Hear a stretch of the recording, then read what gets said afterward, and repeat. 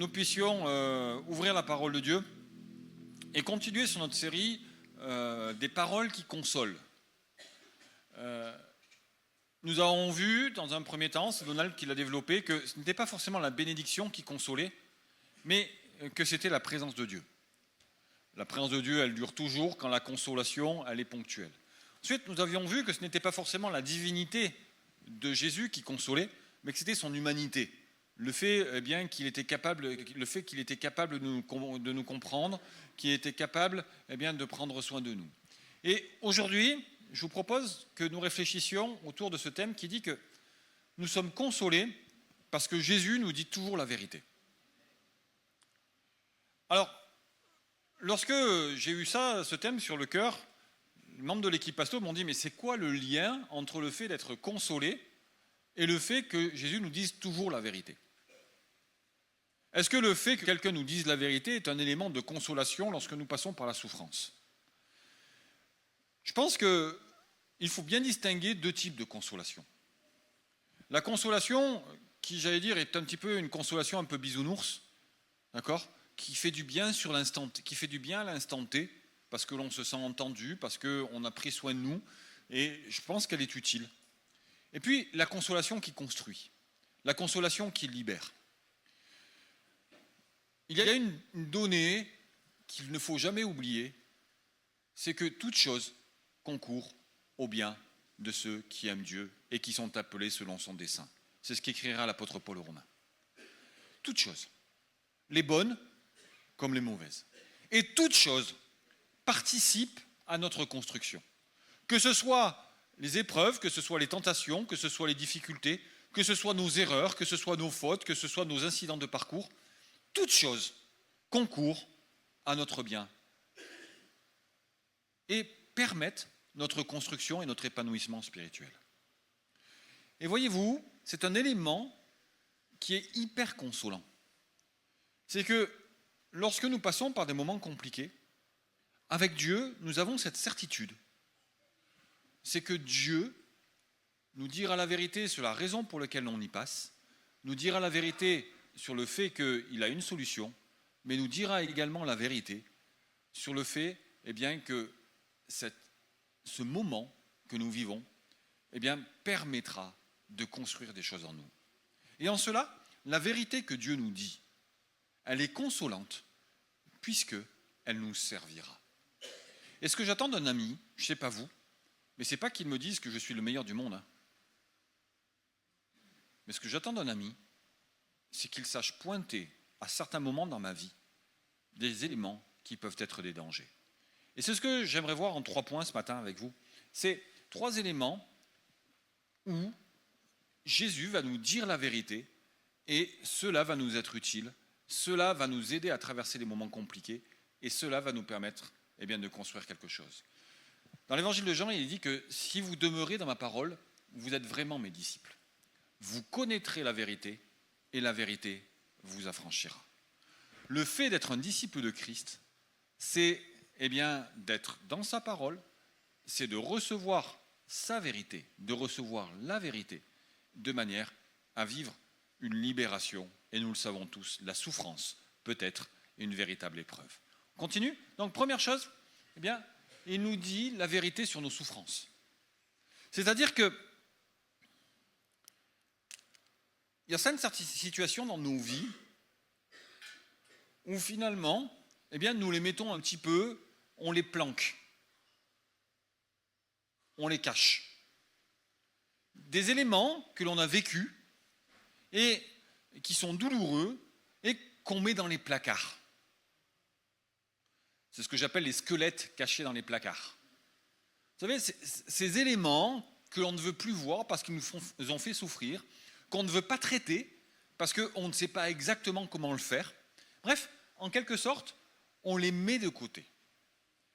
Et il y a une réalité, c'est que Jésus, à un moment donné, il déterre les squelettes de manière à ce qu'ils arrêtent de sentir mauvais. À Nantes, on vivait dans une maison et nous avions un grand conduit de cheminée. Et puis un jour, on s'est mis à avoir des mouches dans la maison. Une, 10, 15, 20.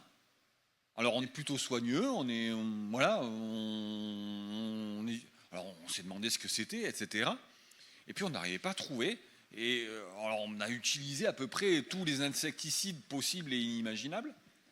Et puis à un moment donné, idée de génie, je suis allé voir dans le conduit de la cheminée. Et là, j'avais un oiseau qui était coincé, qui était mort, et donc dans lequel tous les moucherons se reproduisaient, etc. C'est exactement comme ça dans nos vies, quoi. Lorsqu'il y a des choses que l'on ne règle pas, lorsqu'il y a des souffrances que l'on met de côté, il y a plein de moucherons, d'actes parasites, de comportements, de colère qui viennent, qui ressurgissent, que l'on ne comprenne pas, que l'on ne comprend pas, mais qui pourtant sont bien présents. Et ça, c'est le rôle du Saint-Esprit. C'est-à-dire que lorsque l'on se convertit, dans le contrat que l'on signe, Jésus nous dit « Je mettrai le doigt là où ça fait mal ». Voyez-vous, la nouvelle naissance, elle a toujours deux dimensions. Une dimension dans le ciel, où nous avons l'assurance que nos péchés sont pardonnés. Okay ? Toutes nos fautes sont effacées aux yeux de Dieu, même les pires. Tu peux être un criminel, si tu demandes sincèrement pardon à Dieu, si tu te repens, sache que ta faute, elle est effacée. Ce n'est pas une raison pour aller tuer quelqu'un d'autre, hein, d'accord ?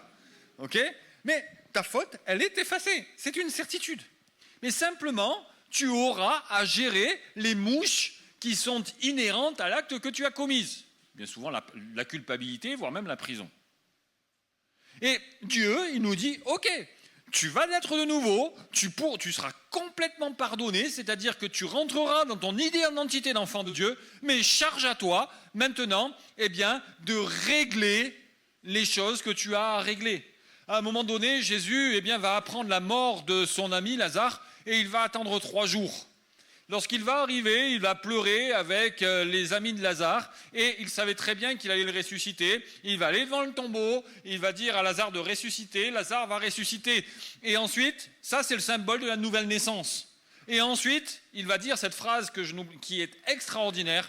Il va s'adresser à ceux qui sont autour et il va dire « Moi je l'ai ressuscité, maintenant vous déliez-le ». C'est-à-dire enlevez-lui les bandelettes de mort qui sentent mauvais. Enlevez-lui les bandelettes de mort qui sentent mauvais. Et ça, c'est le ministère du Saint-Esprit. C'est-à-dire que nous, on a des bandelettes de mort qui datent de notre ancienne vie. On a des bandelettes de mort qui génèrent des actes de mort, qui génèrent des paroles de mort. Et le but de notre marche avec Christ, c'est de le laisser nous aider à les régler. Ce n'est pas parce que tu n'y es pas arrivé avant ta conversion que tu n'y arriveras pas après ta conversion. Parce qu'il y a une différence majeure. C'est que tu as changé entre-temps. C'est que tu es né de nouveau. Il y a une seconde différence majeure. C'est que maintenant tu n'es plus seul à mener ce combat. Il y a le Saint-Esprit qui t'accompagne. Il y a le Saint-Esprit qui est là. Il y a celui qui est le plus puissant, qui est le plus fort, qui est là. Il y a le Dieu créateur qui t'accompagne et qui mènera ce combat avec toi. Ces bandelettes de mort qui sont sur ta vie, sache bien une chose, c'est que tu ne seras pas le seul à traiter ce problème-là, mais tu pourras compter sur l'assistance du Saint-Esprit. Déliez-le. Jésus me dit la vérité sur les squelettes qui sont planqués dans mes placards, qui ont des impacts sur mon couple, qui ont des impacts sur mes enfants, qui ont des impacts sur mes relations au travail, qui ont des impacts sur ma relation avec lui. Dieu me dit la vérité sur tout ça. Et ça me donne une consolation à long terme, parce que ces bandelettes de mort, elles me font souffrir, elles me détruisent et elles me marquent. Deuxième chose, il nous dit la vérité sur ce que nous faisons de bien. Et ce que j'attends d'un ami, c'est qu'il sache me valoriser, quoi. Vous avez eu ce type d'amis, qui ne sont pas réellement des amis, qui ont la capacité de vous dire les choses bien, mais en les tournant de manière négative. Ah, tu as fait ça, mais tu aurais peut-être pu rajouter ça. Ah, c'est super bon ton plat, hein, mais il manque un peu de piment quand même. Hein. Ou ma mère le faisait différemment, c'était meilleur. Ça avait un autre goût.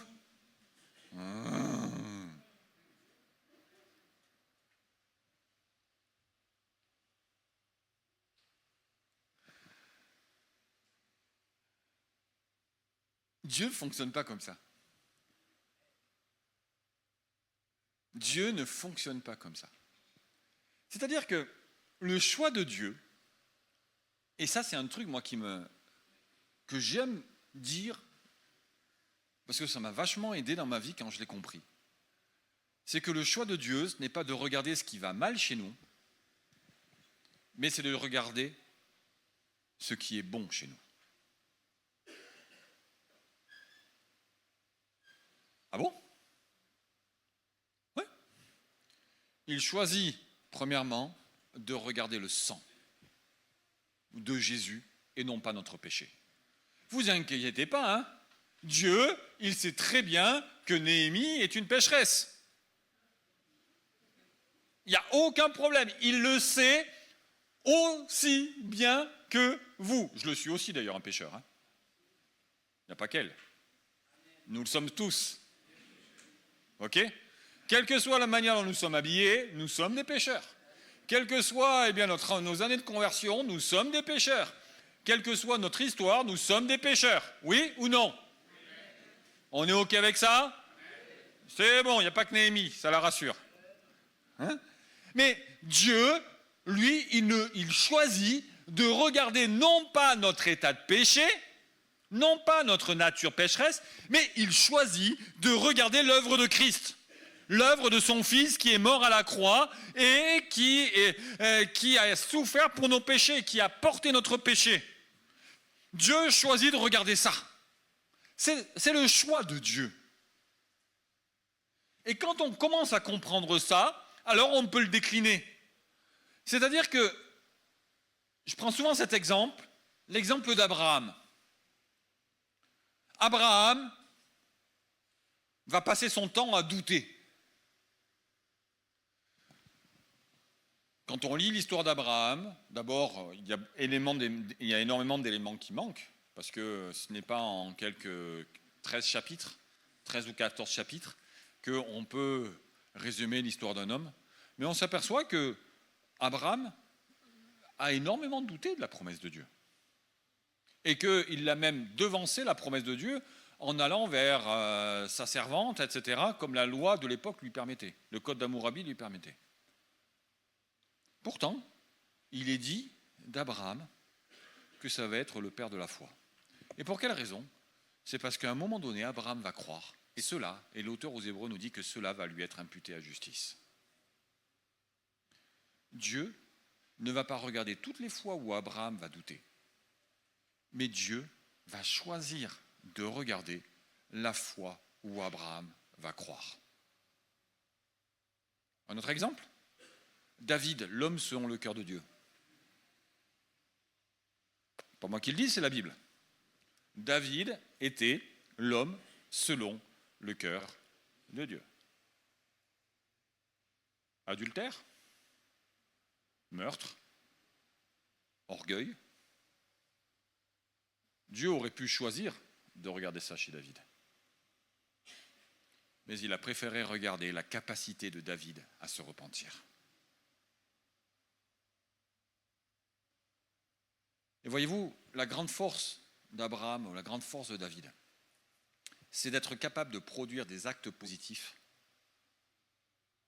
que Dieu va pouvoir regarder malgré toute leur imperfection. Nous, notre raisonnement, c'est de dire parce que j'ai des imperfections, alors je cesse de produire des choses positives que Dieu peut regarder. La réalité, elle est tout autre. C'est que Dieu choisit de regarder ce que nous faisons de bien, ce que nous lui apportons de bien. Troisième exemple.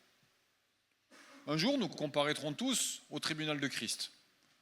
Mesdames et messieurs, j'ai une grande révélation, vous allez mourir. Un jour ou l'autre. Je ne sais pas quand, ok, mais on mourra tous. Vous êtes content d'être venu? Cool. Et il se passera quoi? Nous qui sommes chrétiens convertis, nés de nouveau, truc, machin, ok? Nous allons passer devant le tribunal de Christ. Et là, l'apôtre Paul a une belle image, ça veut dire que nos vies vont passer comme au travers du feu. Et tout ce qui est futile, tout ce qui est mauvais, tout ce qui est vain va être brûlé de manière à ce que Dieu ne le voit plus. En revanche, eh bien, tout ce que nous avons fait de bien, d'utile, eh bien, sera considéré comme de l'argent, de l'or et des pierres précieuses, et ça rentrera dans le ciel. Et donc, Dieu choisit non pas de regarder la quantité de cendres qui aura été brûlée, parce que des œuvres vaines, on en aura fait un paquet.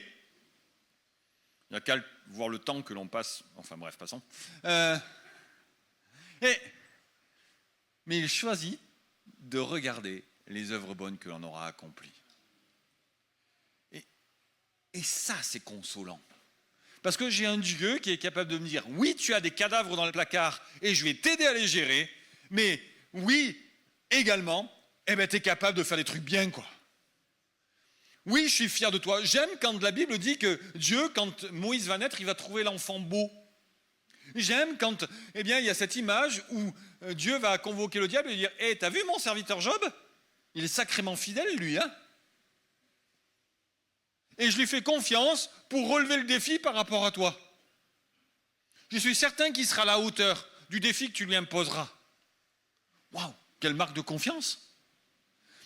Je suis émerveillé par l'amour de Dieu lorsqu'il va prendre Moïse, qui va l'emmener en haut du mont Nebo et qui va lui dire, voilà le pays dans lequel ton peuple, le peuple que tu as conduit et qui t'en a fait baver, va rentrer.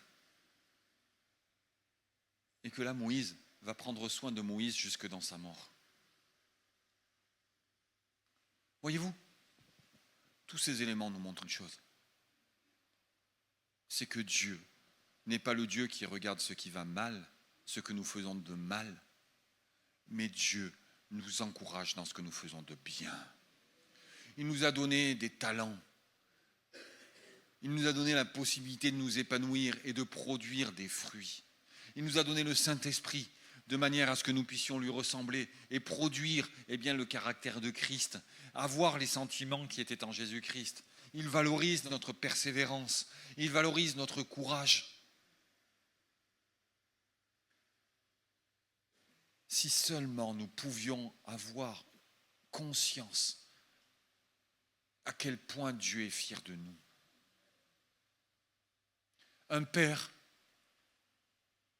il porte toujours un regard favorable sur ses enfants.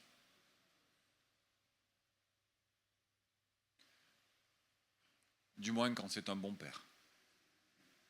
Mais Dieu est toujours un bon père.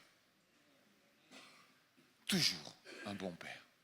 Troisième chose, et je conclurai par cela, c'est qu'il nous dit la vérité sur lui et sur nous. Le plus grand trésor que l'on ait dans la vie chrétienne, ce n'est pas forcément les bénédictions que Dieu est capable de nous donner.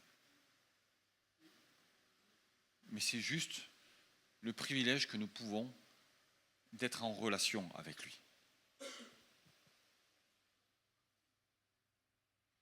La force de notre vie chrétienne, c'est d'être capable d'entretenir cette relation. C'est la conclusion.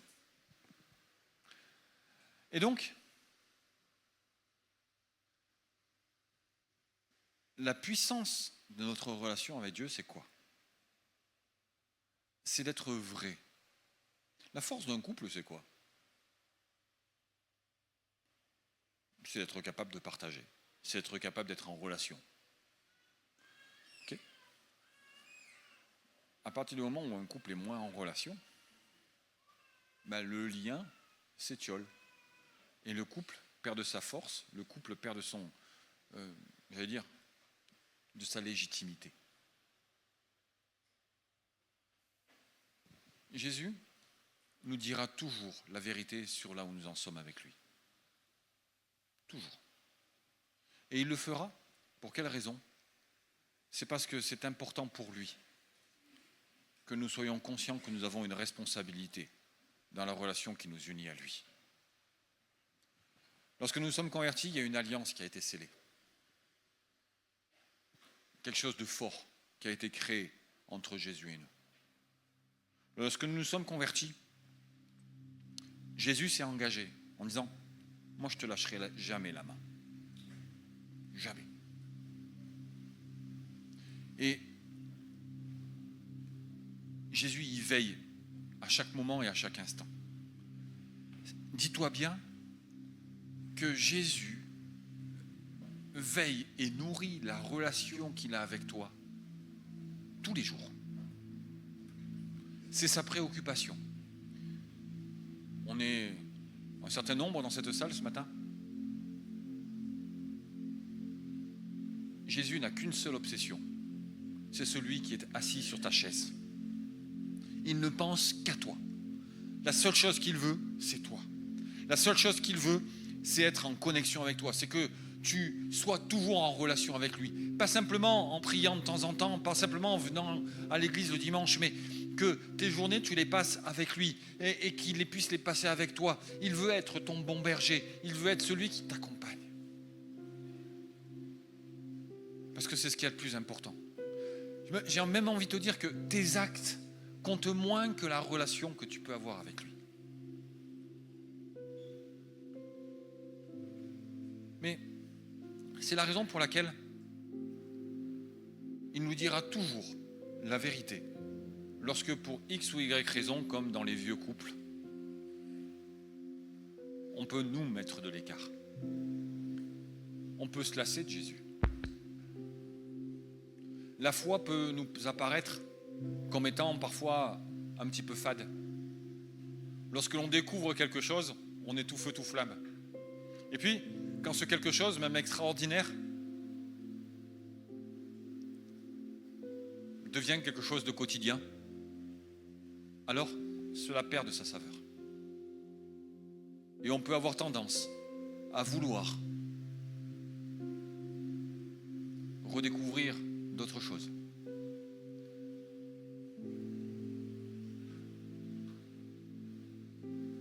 Et là, ce matin, il y a un warning pour toi. Oublie tes actes. Oublie ce que tu fais ou oublie ce que tu ne fais pas. Oublie ton quotidien. Et pose-toi juste cette question. Où en est ta relation avec Christ?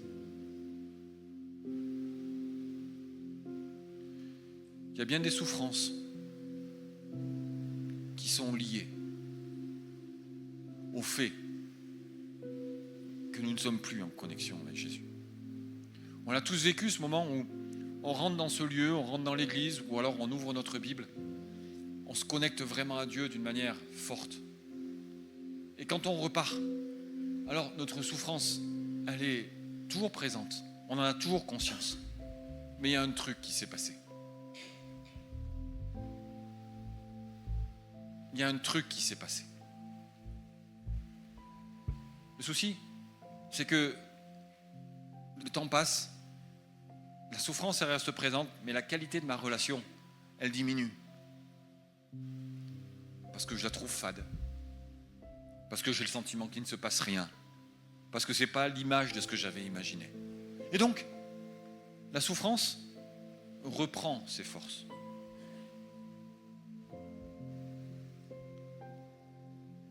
Moi, je t'encourage juste à une chose. Pose-toi la question. Sur une échelle de 1 à 10, où en est ma relation avec Jésus?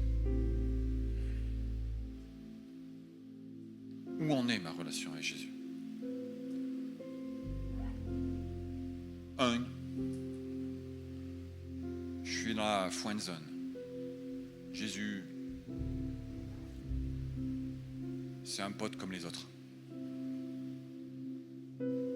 C'est une connaissance. Je vais le voir de temps en temps le dimanche matin de 9h45 à 11h quand le pasteur est un peu plus long. friendzone. Ou alors 10, je suis passionné, je suis dingue de lui, je partage tout avec lui, quoi. Je partage mes joies, je partage mes peines, je partage mes espoirs, je partage mes souffrances. Je n'ai pas forcément toujours confiance en lui, je me dis parfois que je ne suis pas au niveau de la relation, mais c'est pas grave, j'y vais et puis je me défonce parce que ça a du sens. Et parce que je sais qu'il est la personne la plus importante pour moi. Où est-ce que je suis, quoi? Où est-ce que je me situe? Où est-ce que je l'ai mis finalement? Et je reboucle avec mon thème de départ. Ça, c'est consolant. Quand j'ai Jésus, comme ce matin, qui vient, puis qui me tape sur l'épaule.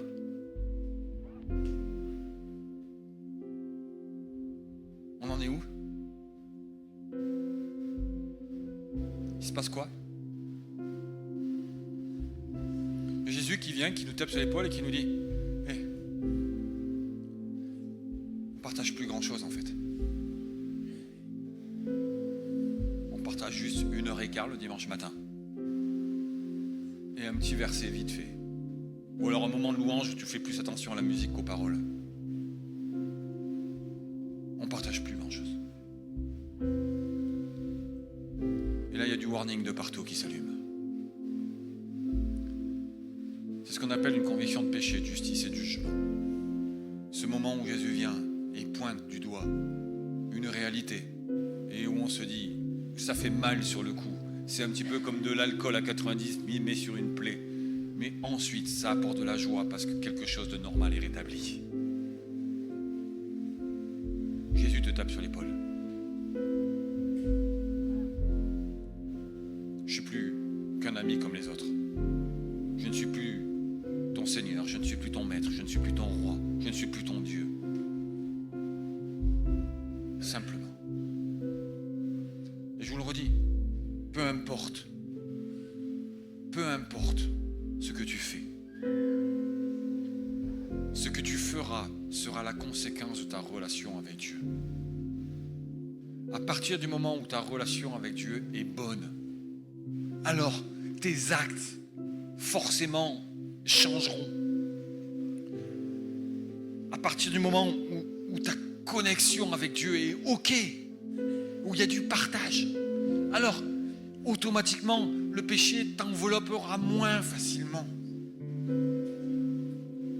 Les chaînes seront moins serrées et il y aura quelque chose de particulier qui se passera. Jésus te tape sur l'épaule. Et je suis là, quoi. Je suis juste là.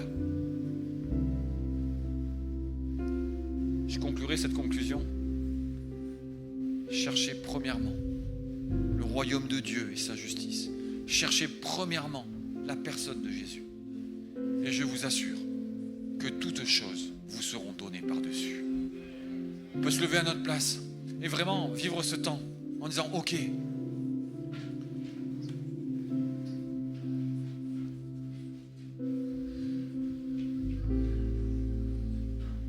Il y a cette échelle de 1 à 10. Seigneur, elle est devant tous les yeux.